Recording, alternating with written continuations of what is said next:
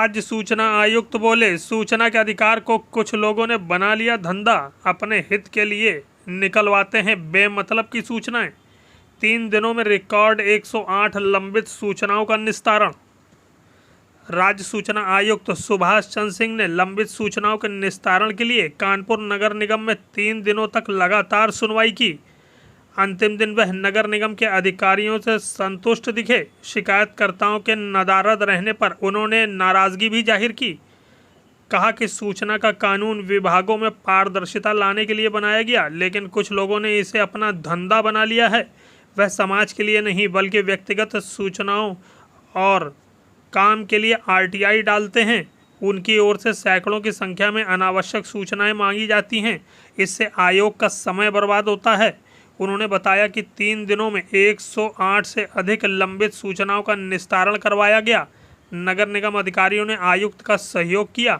नगर आयुक्त से कहा गया कि वह विभाग से भी लोगों को सूचनाएं देने की व्यवस्था करें ताकि आयोग तक लोगों को न पहुंचना पड़े। और सूचना ऐसी चाहिए जो लोकहित में हो या उसके व्यक्तिगत हित में हो।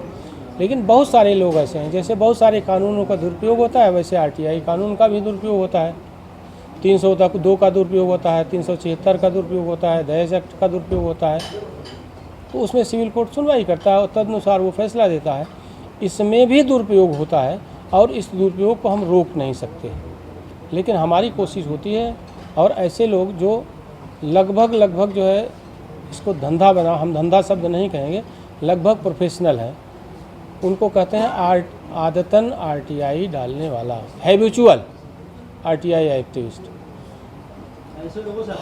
हम कहते हैं उनसे कि आप लोकहित से संबंधित आप 500 आरटीआई लाओ, हम सब सुनेंगे। लेकिन अब आप नाली खड़ंजा और किसी के व्यक्तिगत ले करके आप ठेका ले करके आएंगे तो ऐसी आरटीआई सुनने में हमको दिक्कत होती है और उसी हिसाब से गुण दोष के आधार पर हम फैसला भी कर सकते हैं। और कभी कभी अगर चिन्हित आरटीआई एक्टिविस्ट है 2, 4, 5, 10 की संख्या, हालांकि इनकी संख्या अगर हम प्रतिशत में बताएं तो मुश्किल से जो है 2 या 3% होती है। लेकिन लेकिन ये पूरे जो है आरटीआई का जो पूरा जो है महकमा है, ये प्रभावी रहते हैं। क्योंकि एक दिन में अगर 50 केस सुनना है तो 15 केस इनके अगर आ गए, तो अगर इन 15 केसों को मैं सुनता हूं तो बाकी लोगों का जो है वो नुकसान होता है। मैं उनको समझाता भी हूं और कहता हूं कि आपको इस तरह नहीं करना चाहिए, और एक अन्य तरह से भी फैसला देता हूं कि ये आदतन आरटीआई लगाते हैं और प्रायः इनकी आरटीआई आती है। ये लोग भी जवाब दे सकते हैं। इससे जो है सरकारी विभाग का मूल कार्य प्रभावित हो रहा है, इसलिए इनको सूचना दिया जाना संभव नहीं। बहुत पॉजिटिव असर रहा 3 दिन की सुनवाई में। एक तो मुझे जो अनुभव आया अच्छा, वो ये कि नगर निगम के जन सूचना अधिकारी, प्रथम अपीली अधिकारी और जन सूचना सहायक, उनकी 100% उपस्थिति रही, जो आयोग में नहीं होती है। दूसरा कड़वा अनुभव आया कि जो वादी सूचना के लिए तरसता है और जन सूचना अधिकार 6(1) के तहत या प्रथम अपील करता है, फिर द्वितीय अपील करके हमारे पास जो है मुख्यालय में जाता है, उसकी उपस्थिति बहुत ही दयनीय रही। 50% वादकारी भी नहीं उपस्थित हुई। ये हमारा कड़वा अनुभव है। तीसरा, यहाँ 3 दिन की सुनवाई में ये अनुभव में आया कि हमारी जो निस्तारण की गति है वो 3/4 से ज़्यादा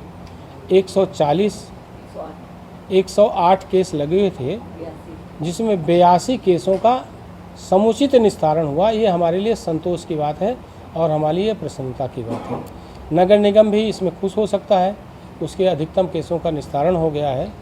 लेकिन जिन केसों का निस्तारण नहीं हुआ है उसमें प्रायः ये कहा गया है कि आप 10 दिन के भीतर सूचना दें और 8 सितंबर को पुनः उपस्थित हों, और अगर कोई आपत्ति आती है तो शपथ पत्र के माध्यम से संशोधित सूचना दें और तभी हम फाइल को समाप्त करेंगे। कुछ लोग आरटीआई जो लगाते हैं, कुछ लोग सही लगाते हैं, कुछ लोग जबरदस्ती गलत लगाते हैं, ऐसे लोगों से क्या अपील करना चाहिए? देखिए, आरटीआई का मकसद तो पारदर्शिता है, अधिकतम पारदर्शिता, और आरटीआई लगाने का अधिकार हर किसी को है। वादी वह है जो परेशान है और जिसको कोई सूचना चाहिए वो वादी सरकारी कर्मचारी भी हो सकता है, अपने पेंशन के लिए लगा सकता है, अपनी ग्रेच्युटी के लगा सकता है, अपने लिए सर्विस बुक के लिए भी लगा सकता है और आम आदमी भी लगा सकता है। यानी RTI